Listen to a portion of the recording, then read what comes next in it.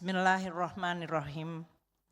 Assalamualaikum warahmatullahi wabarakatuh. Salam sehat dan salam sejahtera bagi kita semuanya. Om Swastiastu, Namo Buddhaya, salam kebajikan, merdeka. Pimpinan dan para anggota Dewan Perwakilan Rakyat yang kami hormati. Alhamdulillah, puji syukur kehadirat Allah Subhanahu wa Ta'ala. Atas rahmatnya hari ini kita telah sampai pada pembicaraan tingkat 2, pengambilan keputusan terhadap rancangan undang-undang tentang anggaran pendapatan dan belanja negara tahun anggaran 2025. Saya berterima kasih Ketua Badan Anggaran Bapak Said telah menyampaikan laporan yang begitu detail, teliti, baik pada sisi proses maupun substansinya. Terima kasih atas kepemimpinan Pak Said dan seluruh anggota Badan Anggaran. Ibu Bapak sekalian, APBN 2025 adalah APBN transisi yang disusun dengan semangat keberlanjutan, optimisme, namun tetap hati-hati dan waspada terhadap dinamika lingkungan global dan nasional. Pemerintah secara tulus menyampaikan terima kasih dan penghargaan kepada pimpinan dan seluruh anggota Dewan, dari mulai Komisi 1 hingga Komisi 11, Badan Anggaran dan Pimpinan atas persetujuan RAPBN 2025 menjadi undang-undang. APBN 2025 disusun melalui proses pembahasan yang transparan, terbuka, dan konstruktif. Ini menunjukkan demokrasi Indonesia yang sehat dengan check and balance, keterbukaan terhadap masukan, pandangan, dan kritikan yang tetap berjalan, namun kesepakatan tetap dapat diwujudkan. APBN 2025 merupakan instrumen demokrasi yang sungguh penting. Disusun dengan menghormati hak budget DPR RI, dan dengan konsultasi dengan Dewan Perwakilan Daerah. APBN merupakan instrumen kebijakan makro fiskal yang harus tetap dijaga kesehatan dan keberlanjutannya, agar terus mampu melindungi masyarakat dan perekonomian Indonesia secara efektif dan berkeadilan. Sesuai mandatnya, APBN sebagai instrumen keuangan negara utama adalah instrumen andalan untuk mendorong pertumbuhan, pemerataan atau keadilan sosial, dan menjaga stabilitas. Itu adalah esensi fungsi keuangan negara yang tertuang di dalam Undang-Undang Keuangan Negara, alokasi, distribusi, dan stabilisasi.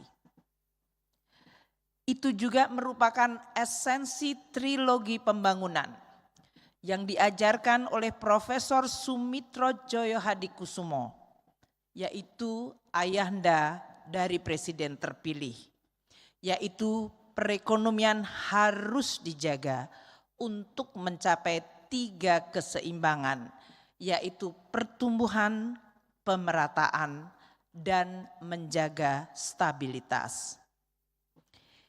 Ibu, Bapak, pimpinan, dan anggota Dewan yang kami hormati, Indonesia telah mampu mengatasi berbagai gejolak global dalam 1 dekade terakhir, seperti pandemi COVID-19, ketegangan geopolitik, dan bahkan berujung pada perang di berbagai belahan dunia yang telah menimbulkan disrupsi rantai pasok global, gejolak harga komoditas yang menghasilkan inflasi dan suku bunga global yang melonjak tinggi. Dunia juga terancam bencana akibat perubahan iklim yang menimbulkan ancaman dan konsekuensi besar bagi manusia dan kemanusiaan, serta beban terhadap keuangan negara.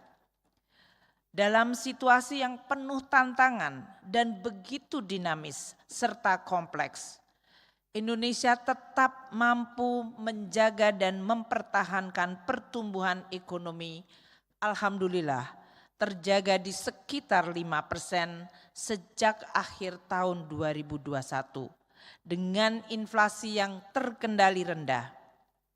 Konsolidasi fiskal dicapai dengan defisit APBN yang turun secara cepat pasca COVID-19 dan kembali di bawah 3% dari PDB hanya dalam waktu 2 tahun.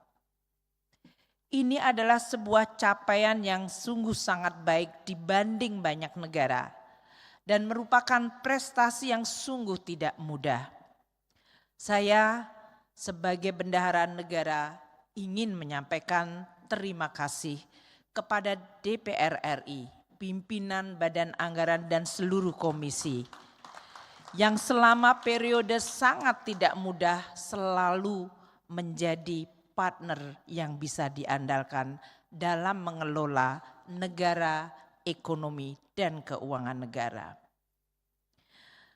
Tingkat kemiskinan kembali menurun menjadi 9,03 pada Maret 2024, bahkan kemiskinan ekstrim pada tingkat 0,83% mendekati 0% pada akhir 2024.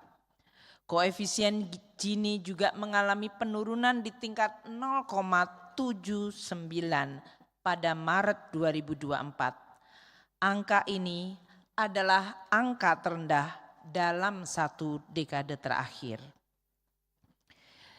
Pimpinan dan anggota Dewan yang kami hormati, di dalam rancangan APBN 2025, kita tetap waspada terhadap berbagai risiko seperti tensi global, geopolitik, dan bahkan terjadinya perang.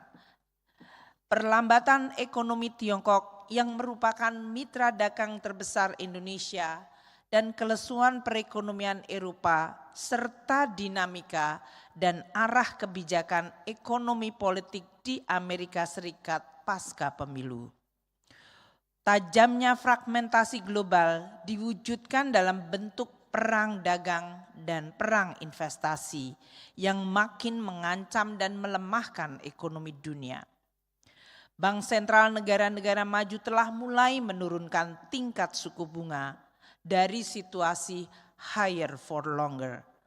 Namun langkah ke depan masih menantang, tetap memiliki potensi yang menimbulkan volatilitas di pasar keuangan dan arus modal global yang menciptakan risiko terutama bagi negara-negara emerging market.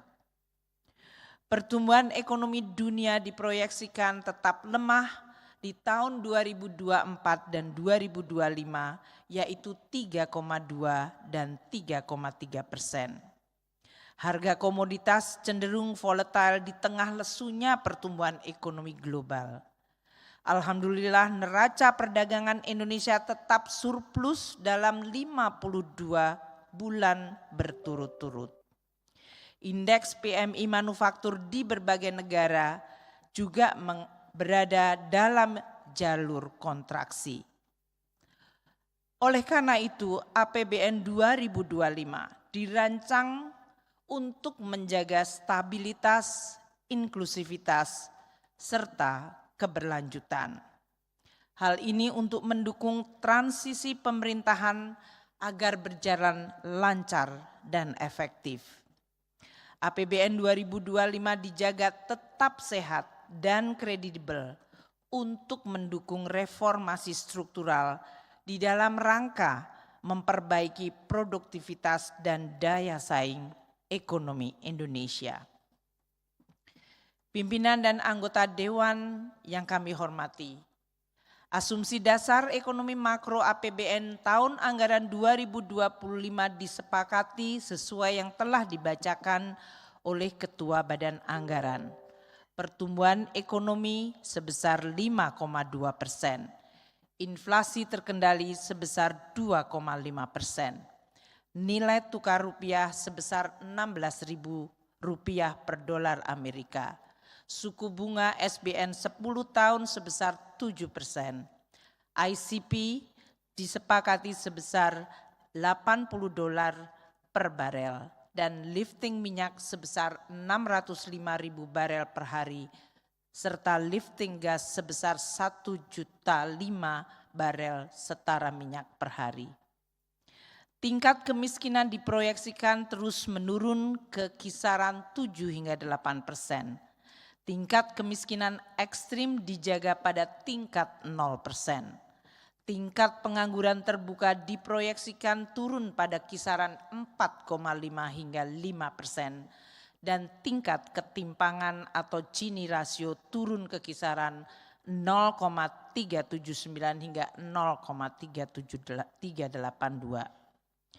Penguatan well-being dan sekaligus program prioritas Presiden terpilih didukung oleh APBN 2025 antara lain program makan bergizi gratis, pembangunan sekolah unggulan, renovasi dan perbaikan sekolah-sekolah, pemeriksaan kesehatan gratis yang diharapkan akan mampu meningkatkan kualitas sumber daya manusia dan meningkatkan indeks modal manusia agar mencapai 0,56.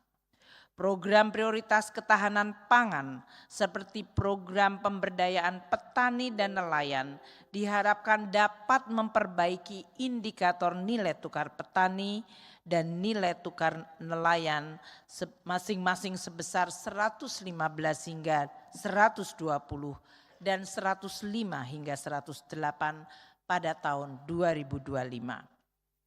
Pimpinan dan anggota Dewan yang kami hormati, pendapatan negara diperkirakan mencapai 3.005,1 triliun. Ini adalah untuk pertama kali pendapatan negara mencapai dan menembus di atas 3.000 triliun rupiah.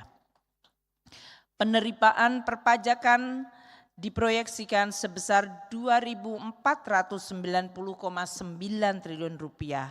Penerimaan negara bukan pajak sebesar 513,6 triliun rupiah.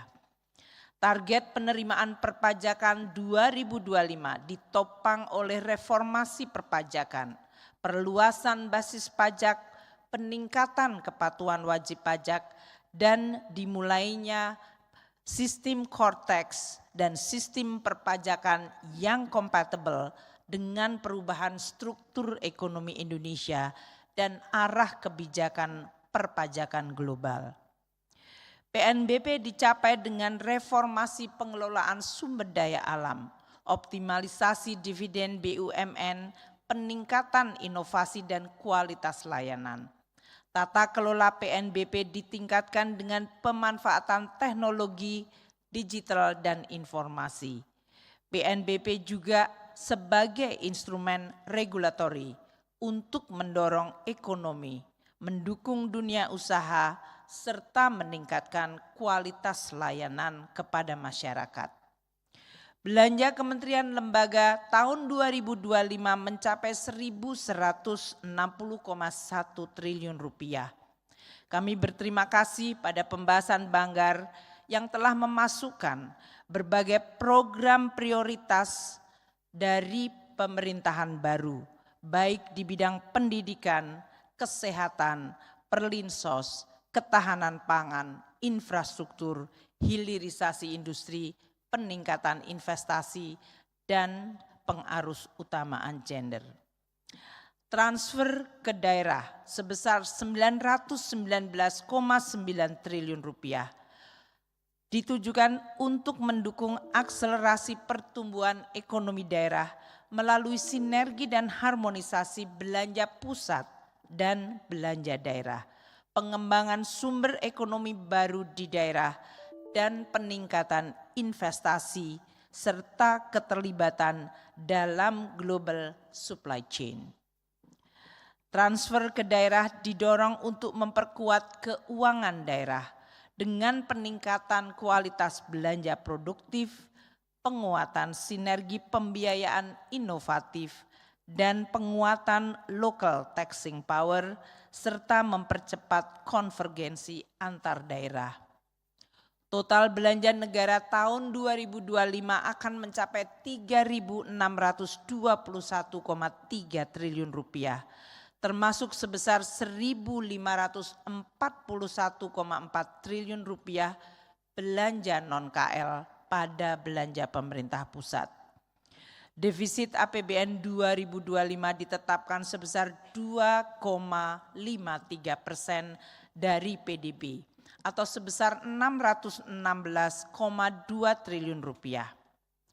Tingkat defisit ini adalah moderat dan aman untuk mengakomodasi periode transisi dengan tetap menjaga sustainabilitas dan kesehatan APBN. Pembiayaan utang sebesar 775,9 triliun dikelola secara hati-hati, prudent, dan sustainable dengan pengendalian risiko dalam batas yang manageable. Pembiayaan investasi tahun 2025 sebesar 154,5 triliun rupiah dilaksanakan secara selektif dan hati-hati, termasuk di dalam pemberian PMN kepada BUMN dan BLU dengan tata kelola yang baik agar produktif dan efektif. Pimpinan dan anggota Dewan yang kami hormati, semenjak saya kembali ke Indonesia dan mengemban tugas sebagai Menteri Keuangan, kita telah berkolaborasi, bekerja sama, dan saling mengekspresikan kecintaan kita kepada Indonesia melalui tugas dan tanggung jawab kita masing-masing. Kecamuk perang dagang, perang melawan pandemi COVID, fragmentasi global karena ketegangan geopolitik, serta gejolak harga komoditas global telah membuat kita, Indonesia, lebih kuat. Kita terus bahu-membahu bekerja sama, tidak kenal lelah, memberikan yang terbaik bagi Indonesia. Adalah merupakan suatu kehormatan dan sekaligus privilege untuk saya dipercaya mengemban tugas mulia sebagai bendahara negara, mengelola keuangan negara, menjadi instrumen penting dan diandalkan dalam menjaga Indonesia dan mendukung upaya meraih cita-cita kemerdekaan Republik Indonesia. John Maynard Keynes, seorang ekonom paling berpengaruh di dunia, pernah berkata, permasalahan politis umat manusia adalah untuk mengkombinasikan 3 hal. Efisiensi ekonomi, keadilan sosial, dan kebebasan individu. Efisiensi ekonomi didukung APBN dengan mengatasi masalah struktural, daya saing, dan produktivitas. Persaingan sehat diperkuat, distorsi ekonomi dan potensi crowding out sektor usaha swasta diminimalkan. Efisiensi ekonomi belum menjamin tercapainya keadilan sosial.